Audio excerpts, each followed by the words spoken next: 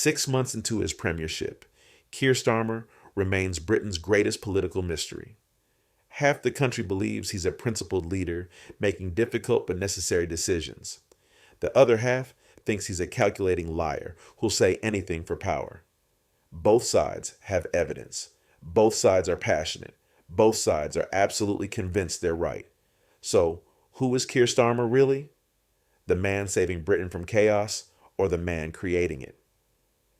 After 6 months in number 10, Britain still can't figure him out. Let's examine the evidence. Both sides, every contradiction, every defense, every accusation. Because understanding Starmer requires looking at both the man his supporters see and the man his critics describe. They're watching the same person, seeing completely different leaders. Start with his background, the facts everyone agrees on. Born 1962. Father was toolmaker. Mother was nurse. Working class roots in Surrey. Became barrister, human rights lawyer. Defended death penalty abolition cases, represented protesters, fought for civil liberties. Then director of public prosecutions, 2008 to 2013, Britain's top prosecutor.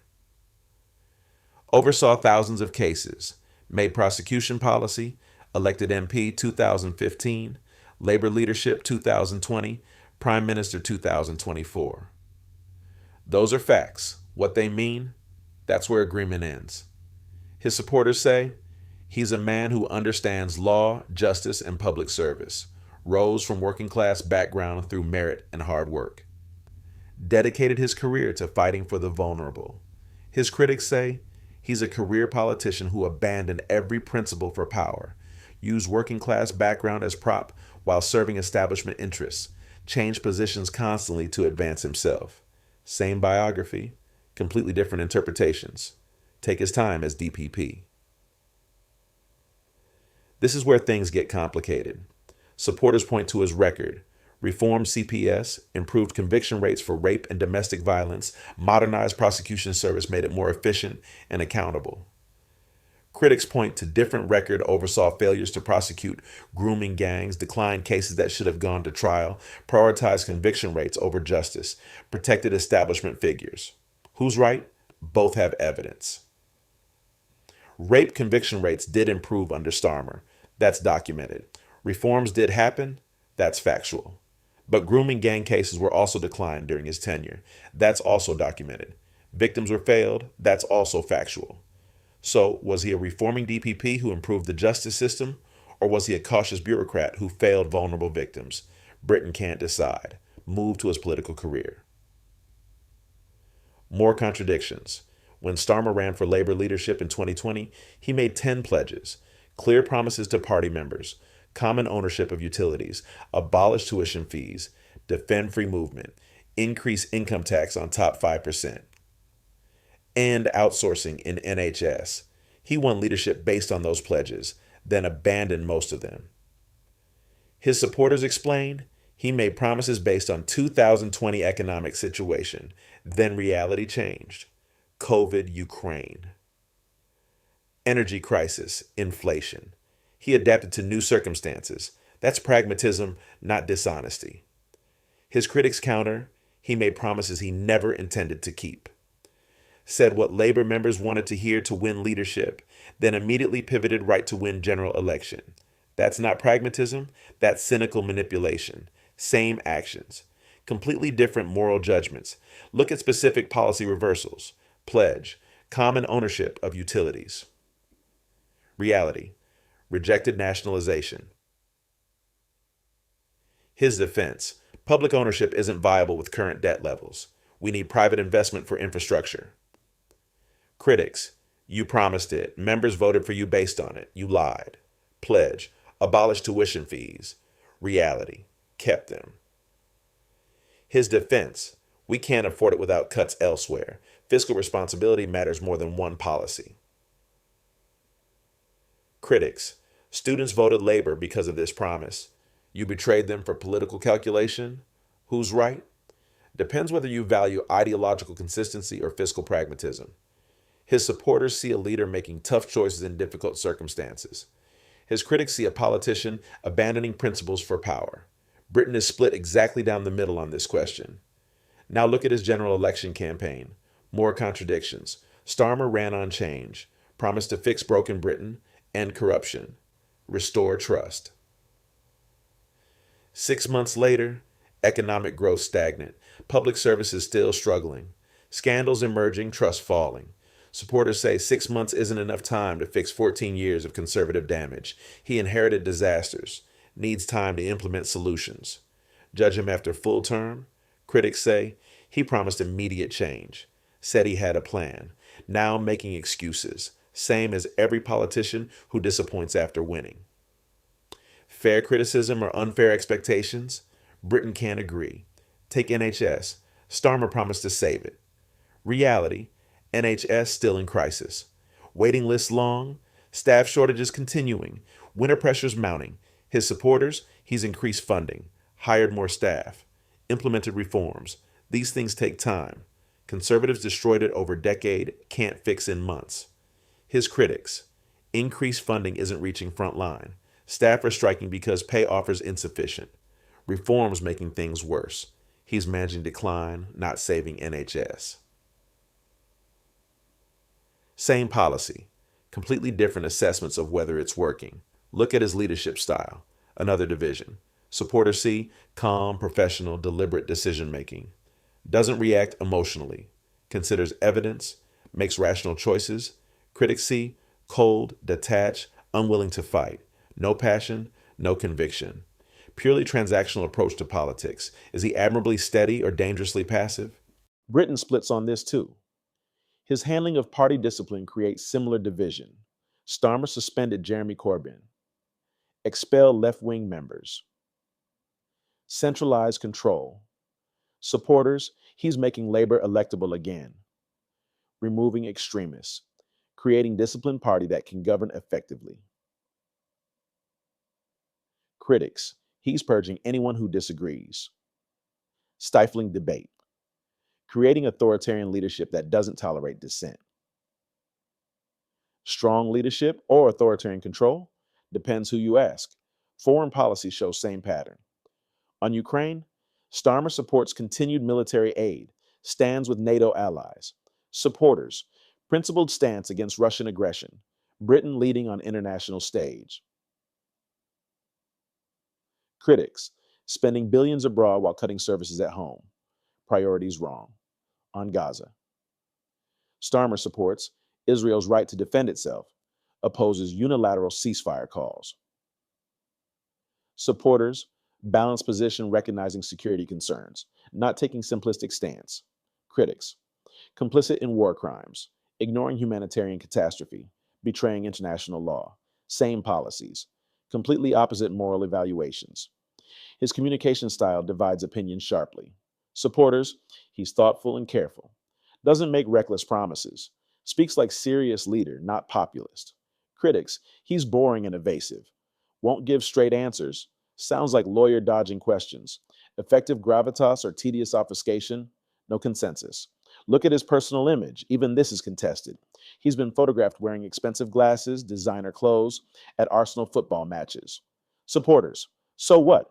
He's prime minister. He's allowed to have nice things and enjoy football. This is trivial criticism.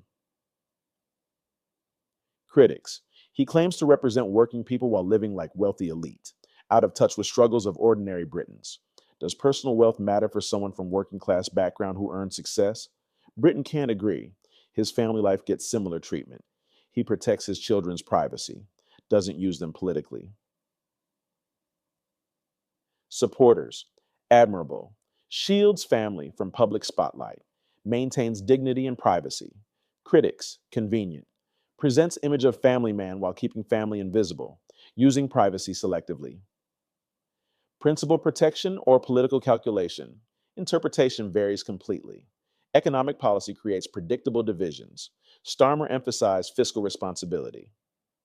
Limited borrowing, cautious spending. Supporters, after Liz Truss crashed economy, fiscal prudence essential. Markets need confidence, responsible approach. Critics, austerity by another name. cutting investment when Britain needs growth, timid economics disguised as responsibility, his tax decisions split opinion identically. Kept freeze on income tax thresholds, raised some business taxes, maintained fiscal drag, supporters, necessary for revenue without explicit tax rises, politically smart approach to difficult choices. Critics, stealth taxes on working people, breaking spirit of election promises while claiming fiscal responsibility. On immigration, division continues. Starmer talks tough on illegal immigration, promises to smash the gangs. Supporters, practical approach, can't have unlimited immigration, need border control and legal pathways. Critics, right-wing rhetoric adopted to chase Reform UK voters, abandoning humanitarian principles. Even his successes are interpreted differently.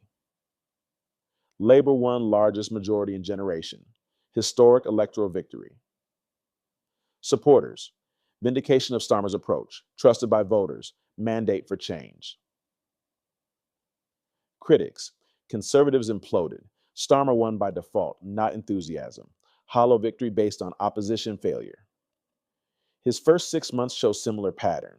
Passed some legislation, made some reforms, held some summits, supporters, solid start, building foundations, governing competently after years of chaos. Critics, underwhelming, no bold vision, managing decline rather than driving change. Look at public opinion polling. Even this is contradictory. Approval ratings falling from election high down to mid-30s. Supporters, normal for governing party. Happens to all PMs, making tough decisions, not chasing popularity. Critics, honeymoon period over already. Voters realize he's not what they hoped. Support collapsing. On specific issues, Britain remains divided. Should he have accepted donations for clothing? Supporters, legal and declared. Critics, ethically questionable. Should he have suspended MPs who voted against government? Supporters, necessary discipline. Critics, authoritarian control. Should he have kept two-child benefit cap? Supporters, fiscal necessity. Critics, cruel policy hurting children. Every decision, every choice, every action splits British opinion almost exactly in half. So, who is Keir Starmer? Really? Is he a principled leader making difficult choices in challenging circumstances, a former prosecutor who understands law and order?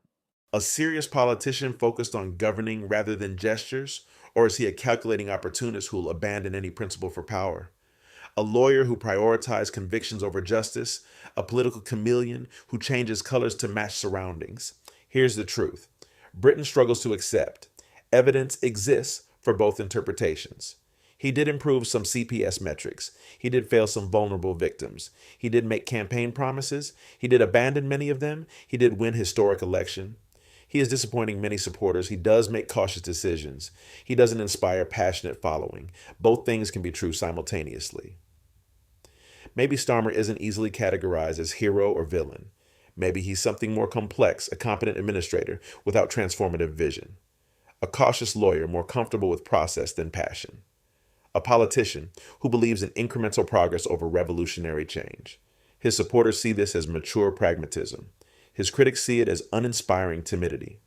And that fundamental disagreement about whether Britain needs a careful manager or a bold visionary explains why Starmer remains so divisive.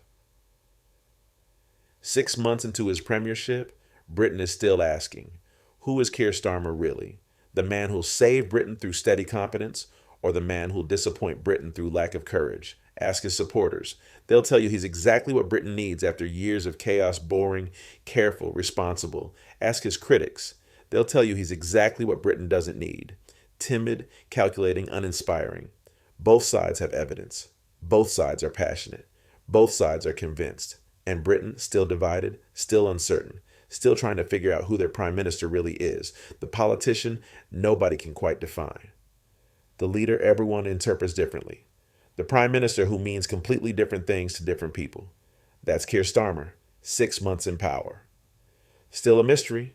Maybe that's the point. Maybe his political skill is being undefined enough that everyone projects their own hopes or fears onto him. Or maybe he genuinely is this contradictory, a man whose actions can be legitimately interpreted in completely opposite ways. Britain will spend the next few years discovering which interpretation is correct. Until then, the question remains, who is Keir Starmer really? The answer depends entirely on who you ask. And that might be the most revealing thing about him, that after decades in public life and 6 months as prime minister, Britain still genuinely doesn't know. The man nobody can figure out, leading a country that can't agree on whether that's reassuring or terrifying. Welcome to Starmer's Britain, where every opinion about the prime minister has an equal and opposite opinion, and nobody knows which is true.